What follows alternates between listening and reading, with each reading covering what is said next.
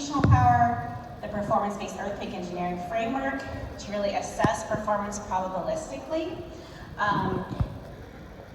I would say that the paper, especially the one applied incremental dynamic analysis that Dimitrios published in Earthquake Spectra, is one of my favorite papers of all time, partially because of incremental dynamic analysis, but mostly because of the clarity with which he presents his work and how usable and accessible and understandable the work is.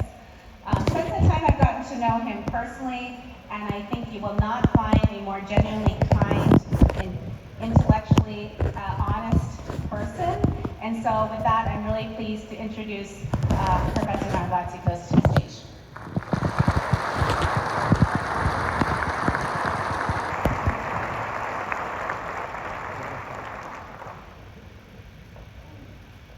Hello.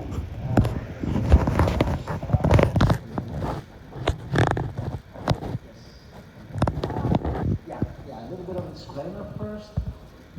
That's not the original title.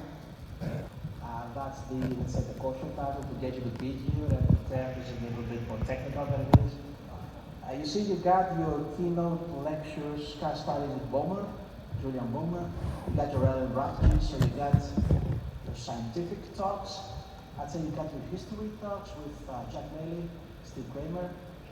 You got a bit of biology, human hormones, and motivational with, well, you know, Ashraf. Independent Startup Act, so that's the actual title. It's all about grandmas, tomatoes, and theoretically how these apply to earthquake engineering and selecting intensity measures. Apologies if you're in any way allergic to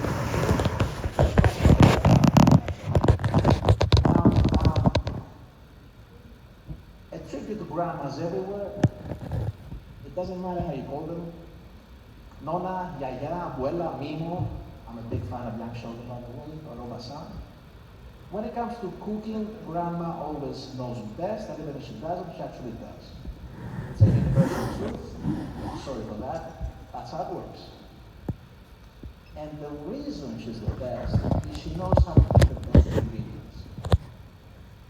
And by that, why should somebody like an earthquake or risk engineer settle for less when it comes to his job? So, as a tribute to Milano, wonderful city, and of course, my nonna and everybody's grandma, let us consider cooking. There's always a definition, and that's a key here. I'm gonna go for the first really what I wrote. Okay, that's, if you're not sure about it is, it's a divine cardinal delight. I just love it. And it has and it requires the perfect ingredients to get it right. For perfect, honest, the Neapolitans do claim to be the best in this, but still, it's Italy, so we just back it up all together. Flour, mozzarella, olive oil, and our own focus for today is going to be tomatoes. And not just any. It's gonna be the best. It's gotta be the best. And the Italians, and the seismic analysts, they know there are two ways to get them. You either go conditional, or you go non-conditional. Now, let's try the non-conditional approach. That'll be our first journey into something slightly more technical. You need a field, you need cows, an olive grove, and a garden, tomato garden. You gotta grow the wheat, you gotta make the flour, you gotta make the cows, you gotta make mozzarella, you gotta pick the olives, squeeze that oil out of them, grow the tomatoes, do a good job, you will get the perfect ingredients. You just need to wait for a year or so. That's gonna be the trouble. Now, if you're in a hurry, what your average grandma will do, she will take her with you, take you to the market. She's gonna take you to the top vendors. You know how it works, right? The top vendors know the grandma knows them, they cater to her every needs. She will buy the perfect ingredients, the ones that are in the bag, you know, the good stuff, not forget the customers, and she'll be done in an hour or so. She'll go back home. But how does she choose? Let us just focus on one precious ingredient just to expedite this discussion. And of course, that's going to be tomatoes. That's the one ingredient to rule them all, the one to find them, the one ingredient to bring them all, and in the oven to bind them. My precious tomato. You can actually inscribe this on a ring and rule the world of risk, but before you go there, how do you get the best, the most precious tomatoes? And let's not go too far, because just a few decades ago, on a planet not very far away, tomatoes actually had flavor. That's a personal complaint. I apologize for inserting it in here, but they actually had flavor. We had a couple of types, all right? There was not much of a variety there, but they had real taste. And now we have plenty. I got the cherries, the very green, yellow. I even have purple tomatoes out there, and most of them taste like paper. Is it our higher standards? Is it Instagram? Is it the worst product? I don't know. But it's something that needs to be addressed, and hopefully I'll do something about it. Now, meet Marco. This is Marco. He's a trusted vendor. He knows grammar.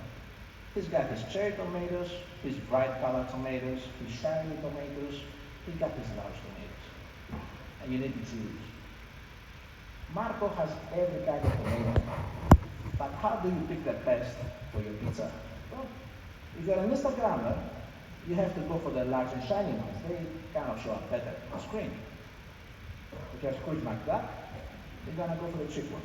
That's what matters. But Nona, the grandma, she knows there's one lonely, and one it is. You pick the tomatoes, but make the food taste the best. Why do we think it's different for seismic risk? Now, let's look at our approaches. Remember, non-conditional, conditional. Look them. Take them out once again. You need, again, seismic source models for seismic risk. You need vector catalogs. You need ground motions. You have to generate a stochastic event set to go non-conditional with 10 or 100,000 earthquakes, simulating many years in the process. You need to select or generate ground motions to match said events. You have to analyze your structure for 10,000 or 100,000 motions.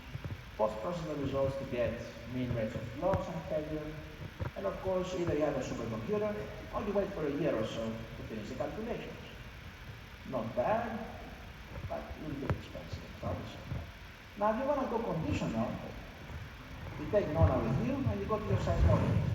You ask for a probabilistic seismic hazard assessment. You accept only the best idea from your seismologist for your study. You select records to match your density measure. And your site, you analyze the structure and you post-process. It will be done in a few hours. And that's great. But the problem is that you're now stuck with choosing an idea. How do you choose? And that's the problem. Now, a few decades in a university, that was actually the other side of the ocean, intensity measures were proposed. Back in that day, we only had one or two types. It was PGA, maybe PGB, spectral acceleration, and they tasted perfect. Good times. Now we have plenty. You had average SA, P3, Arias intensity, specific energy density, cumulative absolute velocity, and that's just a few. There's many more, which I probably cannot even pronounce. And I'd say at best our taste buds are kind of confused. Which one is the best? Do we have higher standards now and troublesome to choose? Is the worst product? I don't think so. So many people have been trying on this, they've been working. What is it? Well, meet Marco Pagani. This is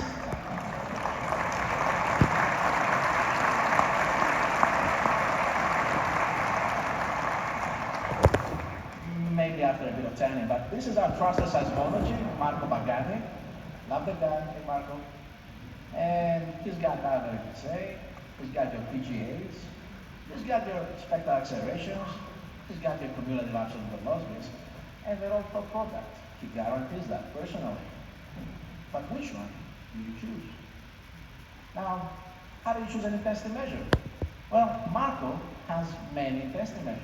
He's careful. He uses the best GMPs, ground motion prediction equations, ground motion models. But how you have to guide them, you have to help them out. How do you pick the best for your risk analysis? Well, let's talk with Professor A. He says that the one that is best correlated with the response of the structure you're interested in. Professor B might say get the one that is least dependent on magnitude and distance, so you avoid issue bias left down the line. But Norma, the famous Norma, she knows there is one rule only, just one rule. You pick the intensity measure that makes the analysis taste better. Be more accurate. But first, before I go there, a bit of a background. Now, to understand the whole problem, you gotta meet the pioneers. Let me become a little bit of Jack Mayne here. That being shown in 2000. He did, in my opinion, the first seminal full study of alternative IMs on an actual model, top to bottom. That being 2001, he delayed a little bit publishing that paper, but he got out in 2007. By the way, he formalized efficiency and sufficiency, basic criteria for selecting intensity measures. That being Alan Cornell, the man with the plan. And that being Paul Cordova, that's the one guy who's blissfully unaware that this is happening behind his back. He's running the profession now, and every time I confront him and tell him, you know, that thing you did back in 2001, you just loved it. He says, really? That was the easiest paper of my life. Okay. Of course, Greg Leoline, Sami Mehani, and Alan again, they proposed the first geo-mean combination of spectral accelerations, which was fantastic. And right about now is the time I tell you about the man. That we see Alan Cornell. C has remained a secret. He never really liked his first name. And all of this is his fault. Because he pretty much brought up the subject. And when I cracked my first joke, pun intended, inside the paragraph, he said, well, if the editor lets it pass, I'll accept it. So he never really toned down my flair. So you get to get the full dose today. Contrary to popular opinion, Alan did not have he actually did. And I have to admit, he knew where the answers were kind of hiding. He knew where to look. And I have to say, I really missed that. Because he was generous with that stuff, and he gave it to everybody. So, back to technical stuff. What does not work that well? Stuff that is based on linear regression. Now, anything based on the linear regression can be flawed. Why? Because there is a fitted model. To give you an idea, the classic approach is you look at EDP, you look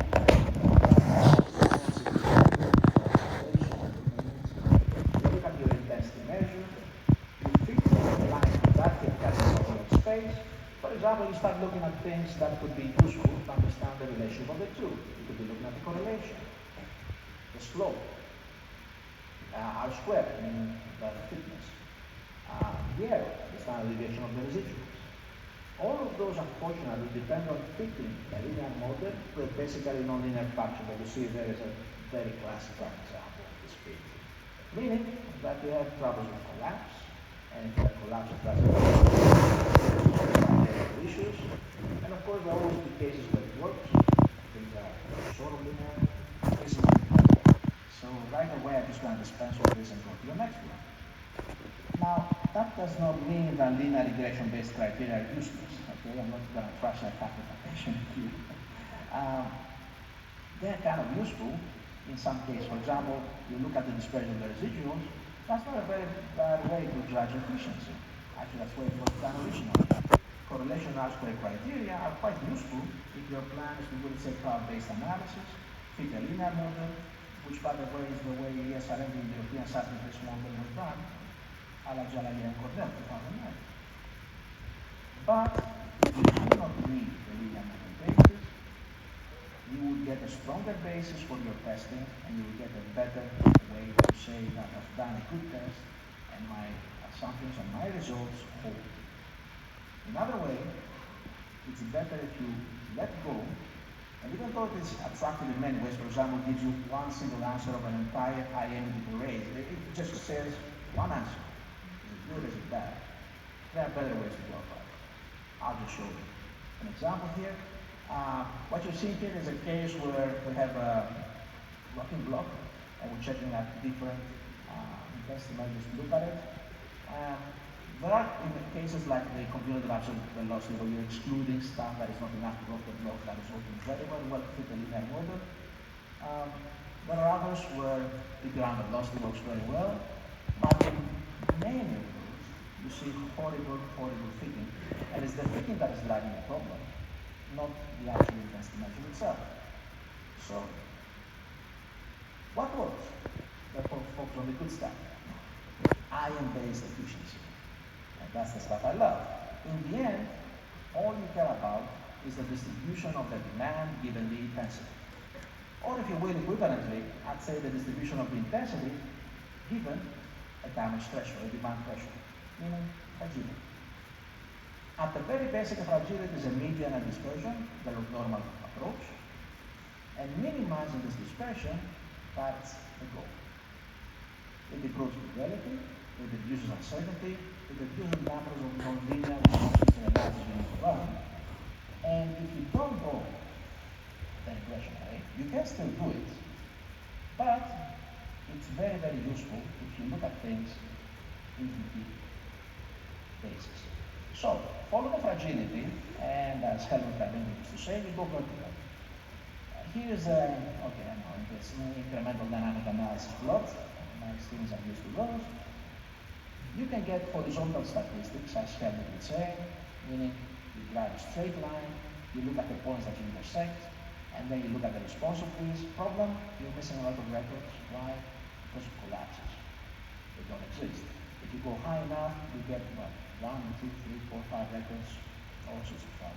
If you go vertical, that's no problem. You hit a bunch of points every time, one per record. You look at the statistics of that, and it's actually the statistics that drive the fragility. That's a great idea.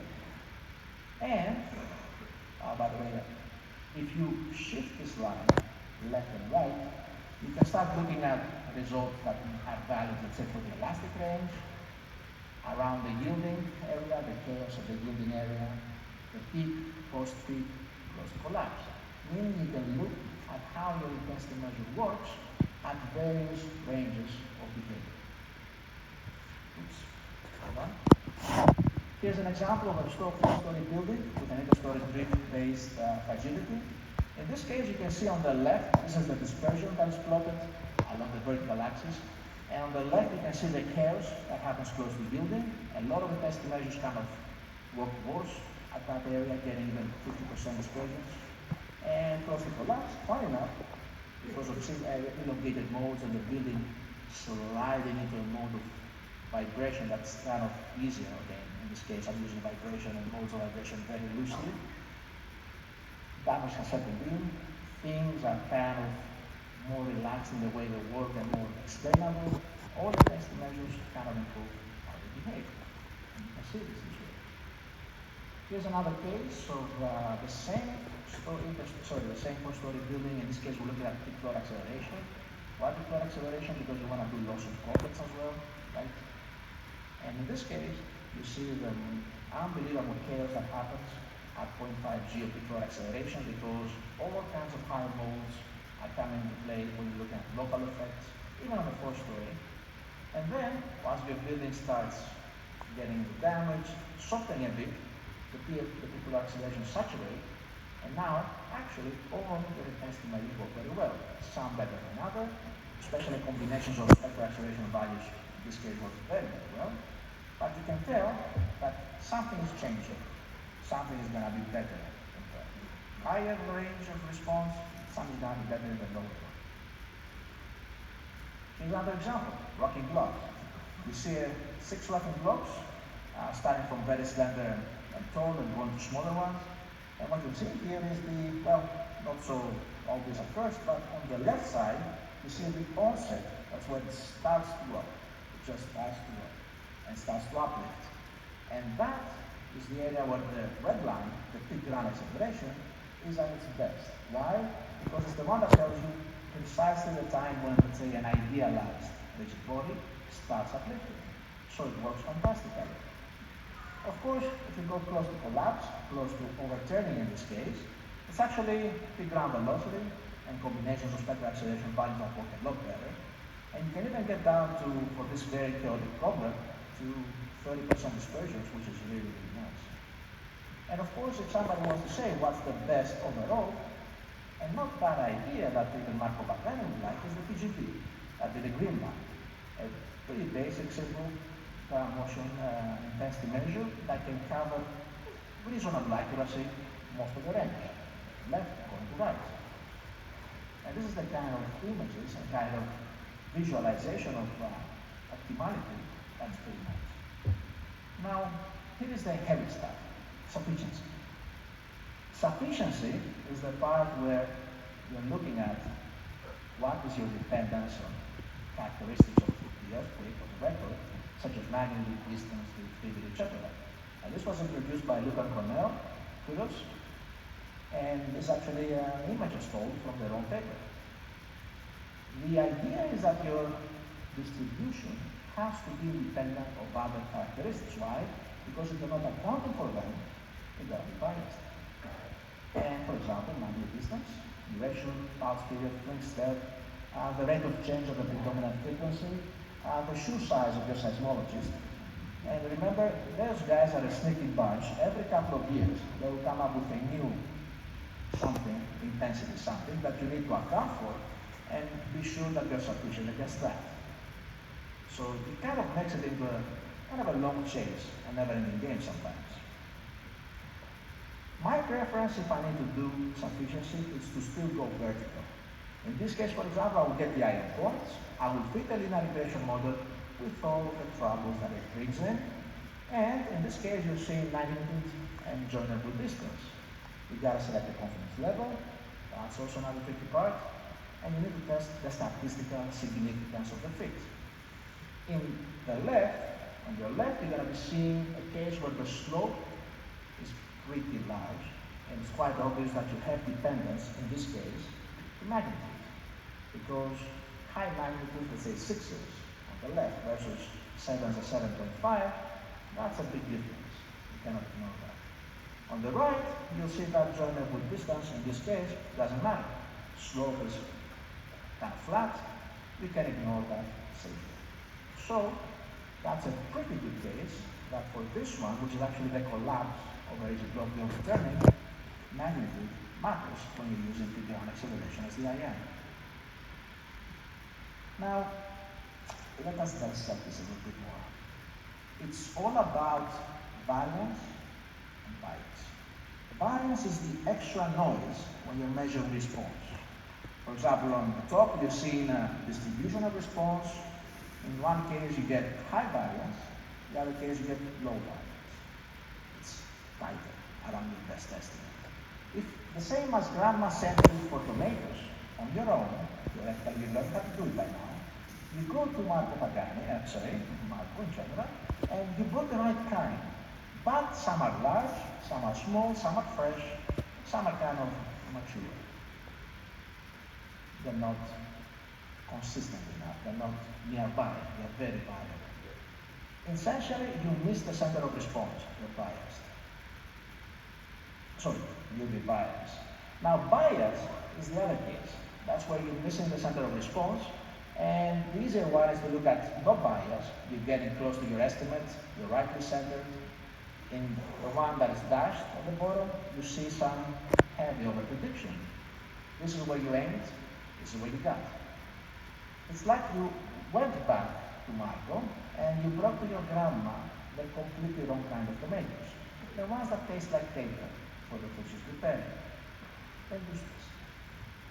Variance essentially needs more measurements to be taken care of, and that is doable. I could get more and more and more measurements on more and more tomatoes, and of those I can pick the ones I need and kind of fry them up and make a better food. But bias, you cannot fix it. That is the general idea.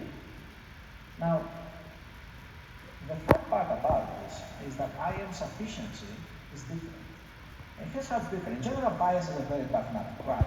But the question is, do you need to go after it when you're looking at intensity measures?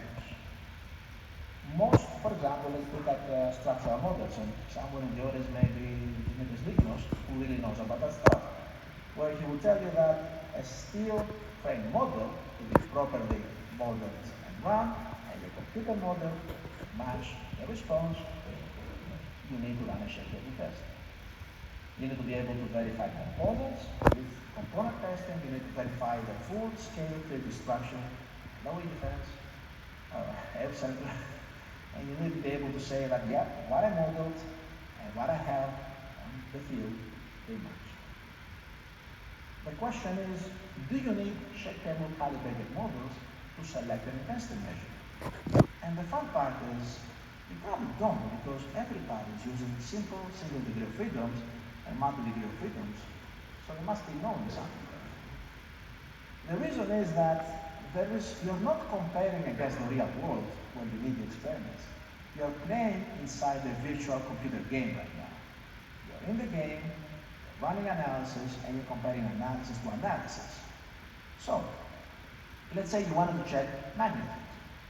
Let's say you got a bag, and you put in there NGA was 2, NGA East, Orpheus, K-net, Kicknet, all the records you wanted. Just take them all. Split them in 5 bins of magnitude. Let's say M1 is the lowest one, M5 is the highest one, and then 1 and 5 are just saying, just generic set descriptions. Assess the response per bin through your structural model, let's say B1 to B5.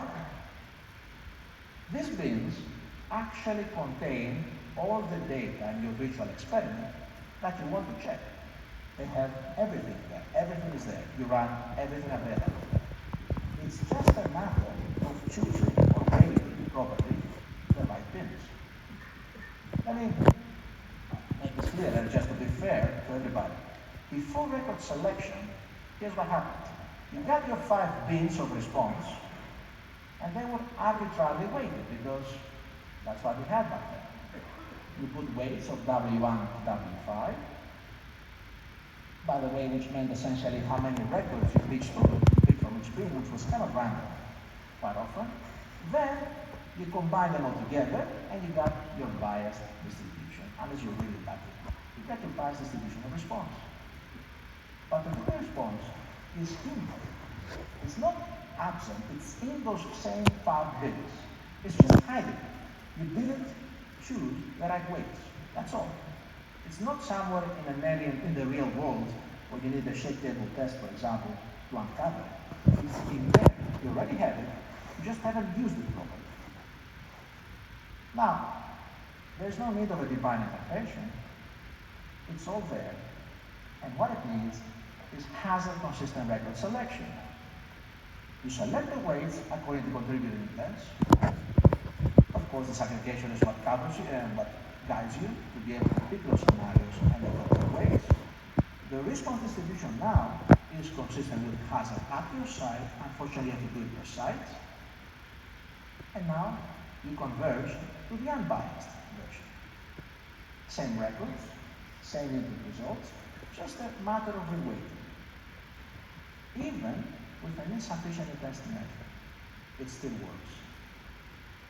Thank you, John Baker, Ping Lin, Brendan Bradley, and everybody else working on this. Because before 2013 or something, that was not available. Now, you get it. Now, dispersion is the key. An inefficient IM has high dispersion. That be your little blobs on the left. An efficient IM shrinks the dispersion, puts those bins closer together. Selecting bad weights with an efficient IM, you still need to bias, okay? Let's not be, doing a pipe dream here. It's gonna be still biased because the effect of, for example, magnitude was not removed in some way. But now it's constrained in a smaller interval. And the more efficient the IM, the tighter the interval what you're working with. With enough records, remember, if you have enough records, 1,000, you will even be able to detect with a very tight dispersion, you will still be able to see significant statistical significance. You will still be able to say that magnitude is statistically significantly an issue and your IM is insufficient. But the question is, does it matter? And then we have to turn to tomatoes for the rest once more. Tomatoes, I don't know if you follow the medical journals or if you follow, the general results about medicine and what you eat, and eating tomatoes is good for you. Okay, that's a universal truth. It reduces cancer risk. And I'm not just saying this, Look at Schoenfeld and Ioannidis. There's an actual paper on this.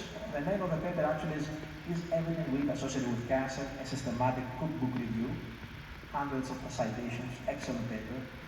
There's a meta-analysis of proper randomized testings, where they got tens and twenties and hundreds of thousands of samples with proper medical testing, properly done, of how people who ate a lot of tomatoes or very few didn't like them.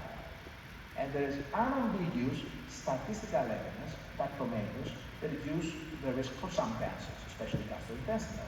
No joke. Thank you, Greek salad. Go for it. It's vacation time pretty soon. Use it. But you have to be careful of the size of this effect. The statistical significance is not the same as engineering, as practical significance. And to give you an understanding, if you have a large enough sample, hundreds of thousands, you can detect all kinds of statistically significant differences. For example, if you go to CERN in Geneva, they can detect minute differences in the mass of the particles, fundamental particles, the universe. But they need billions of particle collisions to be able to do that. They can detect it, they can figure it out. The tomato effect on cancer is so small that you need tens and hundreds of thousands of samples to be able to figure it out. Actually, those guys, Ioannidis, Schoenfeld, they found out that you need about 10 to 20 kilos of tomatoes per day for a 2 to 3% reduction in your cancer risk. So it's there, but who cares? You can also see some health problems if you do eat that many tomatoes. Just saying. Now, the same exact concept applies to earthquakes. In this case, we have 3 different sites in Turkey, that'd be Istanbul, Ankara, Erzincan, and you got your hazard, an average SA and SAT1, 2 competing intensity measures. Thanks, by the way, to motion confounded for these really nice plots. And here is some site-specific interstory drift fragilities. On the left, you see SAT1. On the right, you see an average SA. The building fragilities are very clearly site-dependent. The pink one, the magenta one, is Erzincan. The red one is Istanbul, and the blue one is Ankara. They're as far as possible because the sites are very different. By the way, we also use the standard FEMA P695 set. I know we did IDA for that, but then I say no record selection or nothing. And it just happens to coincide with Erzincan. Why? Because we just randomly got a P695 set, and apparently those records, they seem to rhyme better with a higher intensity, the higher seismicity of Erzincan. You switch to a better IM, and you get tighter distribution, everything closer together, but the same problem. If you look at it, you look a little bit closely, you will still see that the FEMA P695 set and IDA applied on it still matches very nicely with Erzincan. And again, Ankara is on the right, the blue one, and Istanbul, the red one, is somewhere in the middle. But who cares? They're so close together that doesn't matter for engineers. Now, in my opinion, and that's the whole thing of the tomato lecture, efficiency traps sufficiency. Do you care about bias in a 15% dispersed sample? If they gave me 15% error in my engineering calculations, there'd be fireworks happening around here. No, by the way, if you know that your data already contains the center of the distribution, and this is the unique case of the IM problem. It's not the case for other problems. And whatever residual error is there, it will be taken care of by site-specific, hazard-consistent record selection. I got my back covered. So, a little bit side here. If the record selection is king, why would I still care about efficient intensity measures? Well, Nothing is perfect. Even selection, if I give you a really, really bad IM with a lot of distribution, I give selection a lot of a wide margin to make errors. Because nothing is perfect. There's still some assumptions there, some models, joint log normality, for example, correlation models. If those are imperfect, your selection will be imperfect, and in the end, you'll be giving yourself more margin to see the effect and not allow you to do its job right. Choose a good IM, you tighten up your troubles into a small interval, and then it works its magic even better. That's the idea. Now, the recipe. And there has to be a recipe. There has to be a recipe. We have to really promote something here. And here it is. First, select a broad sample of ground motions. Make it broad.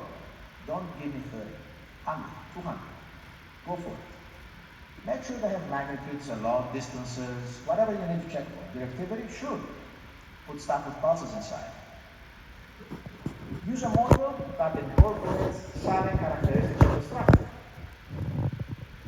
This may be simple if you have a frame, a very complicated frame, which a simple frame is not a problem, but if you're looking at, let's say, I don't know, a nuclear power plant, you have the couple of million degree of freedom model and the simple one. As long as your model incorporates the certain characteristics, meaning higher modes, cyclic and acyclic degradation, all its things that it should be sensitive in, you should be fine.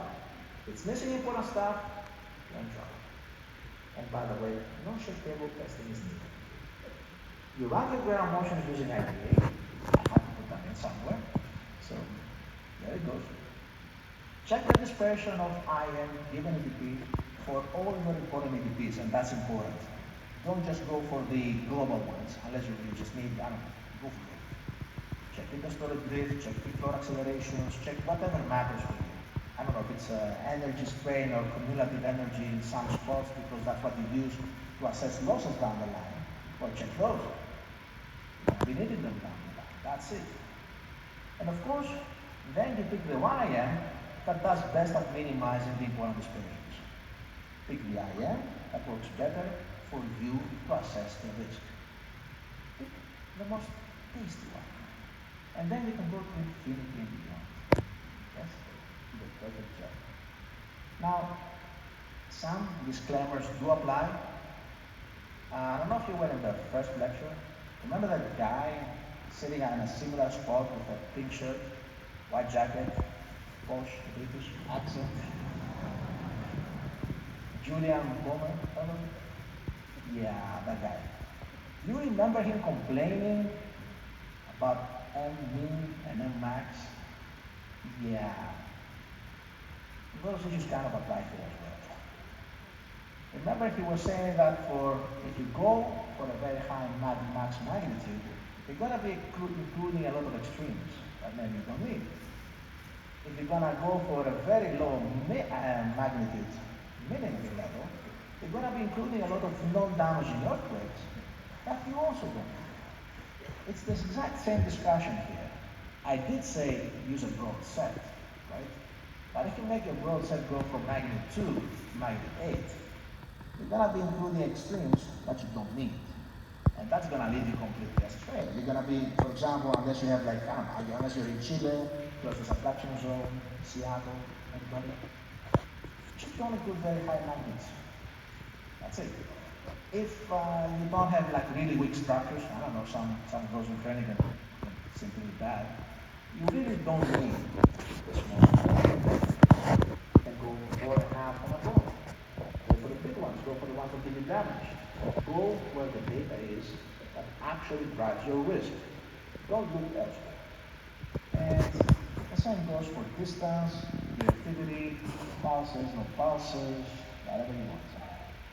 Very simple. Now, extra caveats, for example, you do nuclear power plants, maybe you don't need a broad set.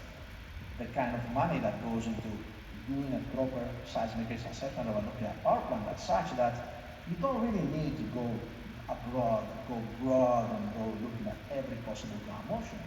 Those guys are looking at algorithmic motion models.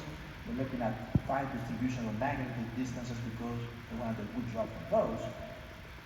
You might as well use the same because you're looking at doing a very focused study with enough resources to get your own nice little specific idea that works for it. Why not? Use that. So, that's pretty much all, folks. But, you see, whenever you finish something at this very nice, highly important conference and you're very happy about it, there's got to be an Oscar speech. So I may have finished, but actually I have not finished. Because and that'll be the organizing committee, because they came into this with their eyes open. They kind of knew what was happening. It's just that Rubinho very nicely told me, Dimitrios, if you can possibly keep it a little bit kosher, at least at the title level, maybe we don't drive people away before it's finished. Thank you. Good suggestion. There is also funding. We need to go out to our funders. We love them. Thank you, thank you, thank you. And of course, there's the people who actually did the job that I'm showing here. You know, it's really nice at the age of 50 to orchestrate things, and you can use the stuff they do. In this case, I have to say giants with broad shoulders. That's where we step on. Really lovely people. Thank you. Overworked doctors, Dinos, Vasilis, Nancy, Zacharias, Akrivi, she cannot be here, unfortunately. The overburdened superly doctors, Dimitris, Nikos, Anaploxia, and Angeliki. The youngsters wetting the feet and thinking they can become doctors one day. Why not? Angelos, Adam, Peter. And of course, Paolo Mazzuro, Mosa Kuhanti, Andreas Pilatura for pretty much generating a lot of those figures you saw earlier and giving me unbelievable help. Elias Dimitriakopoulos, he was the rocking star, by the way, by far. So all the rocking stuff you saw, huge help. And of course, you, ladies and gentlemen, because you kind of stayed up fairly late.